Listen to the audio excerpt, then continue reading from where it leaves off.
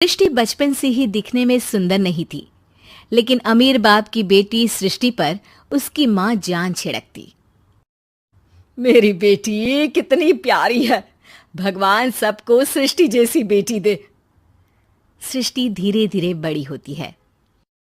एक दिन सृष्टि की सहेली कहती है, तू दिखने में कितनी अजीब सी है, लेकिन मैं जानती हूँ हम सब में सबसे अच्छी शादी तो तेरी ही होगी। तेरे पापा अमीर जो है। और बता नहीं सकते यार, दहेज तो हर कोई देता है, ये क्या ज्यादा ले जाएगी अपने पति के लिए? अरे बड़े शहर में कोठी है इसके पापा की। अरे पापा की है ना, कौन सी इसकी है? इसकी होती तब तो कोई भी लड़का इससे शादी कर लेता। अरे पापा की मतलब पापा की है तो मेरी ही है ना? किसने कहा?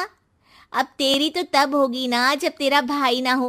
वैसे भी शादी के बाद सारी प्रॉपर्टी भाई के नाम होती है। सृष्टि समझ जाती है कि उसे किसी भी हालत में माँ बाप की सारी प्रॉपर्टी को अपने नाम करना है, लेकिन कैसे?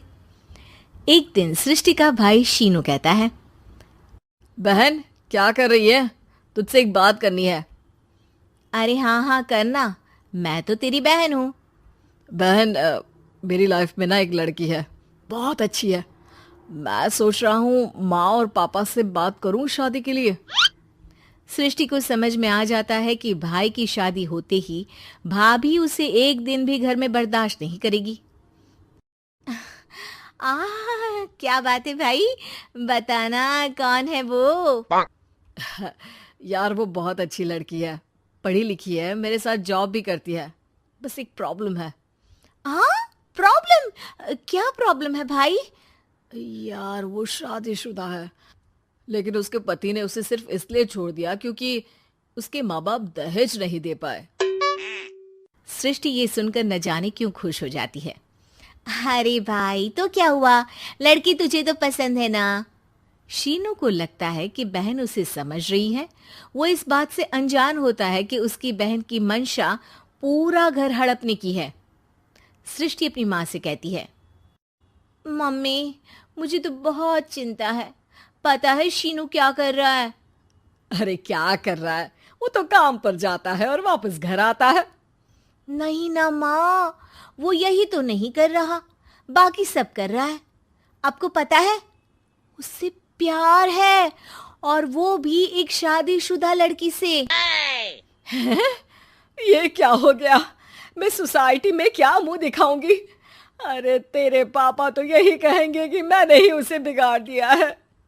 माँ देखो, मेरी बात मानो, पापा पर भी विश्वास करने की जरूरत नहीं है। अब आप ही बताओ, पापा इतनी देर घर के बाहर रहते हैं क्यों? बोलो। अरे बेटा वो तो नौकरी करते हैं ना। तू बहुत भोली है माँ। पापा का ऑफिस तो 7 बजे खत्म हो जाता है, लेकिन देखो कितनी देर से आते हैं। अरे नहीं नहीं बेटा, ऐसी कोई बात नहीं है। सृष्टि माँ को एक औरत से बात करते पिता की फोटो दिखाती है। देखो माँ, कैसे हैं पापा? मैं ना कहती थी कि पापा सही नहीं है। मैं तेरे पापा से बात करूंगी, दे फोटो मुझे। ओ माँ, वो तो डिलीट हो गई। लेकिन चल, तूने तो देख लिया ना। पापा से बाद में बात कर लेना, और हाँ, मेरा नाम बिल्कुल मत लेना। हाँ माँ। अब क्या था, सृष्टि के माँ और पिता के बीच झगड़ा होना शुरू हो जाता है। सृष्टि के मन में क्या चल रहा था कोई नहीं जानता था। एक दिन, माँ सृष्टि के लिए एक लड़का देखा है, वो लोग शाम को उसे देखने आने वाले हैं। और हाँ माँ, एक खुशखबरी, मैं और पापा मिलकर एक नया बिजनेस ट्राई कर रहे हैं। शाम को लड़का आता है, सांवले रंग का। सृष्टि को तो बिल्कुल भी पसंद नहीं आता।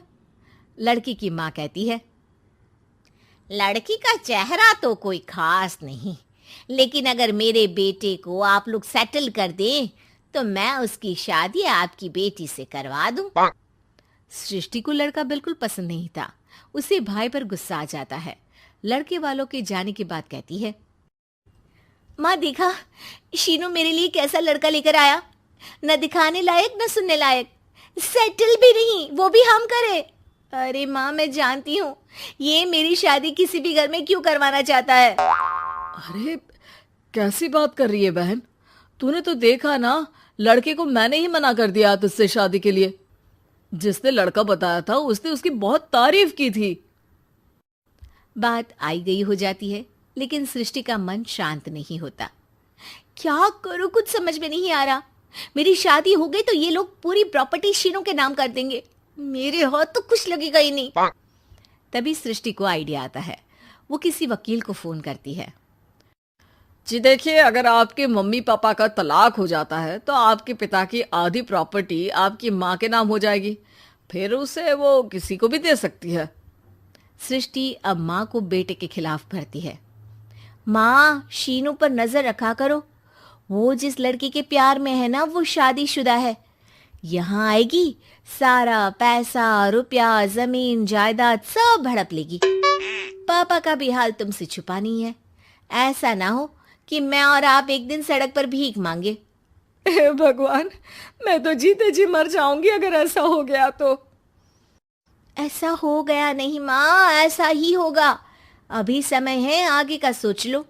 मैं तो कहती हूँ पापा से आधी प्रॉपर्टी लेकर अलग हो जाओ। पापा की आधी प्रॉपर्टी भी हम लोगों को अगर मिल जाती है ना, तो अगले 7 जन्म सफल समझो।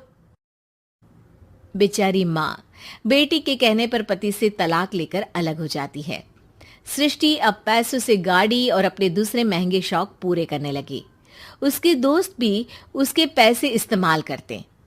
सृष्टि, कल तुम कहाँ थी? मैं सारा दिन घर पर अकेली थी। तो मैं क्या करूं? मैंने ठेका तो नहीं लिया है ना तुम्हें संभालने का।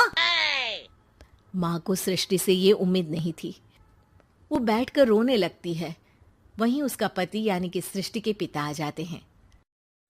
मैं जानता था कि तुम्हारा यही हाल होगा, तो आपने मुझे रोका क्यों नहीं? मैं रोकता तो तुम रुकती क्या?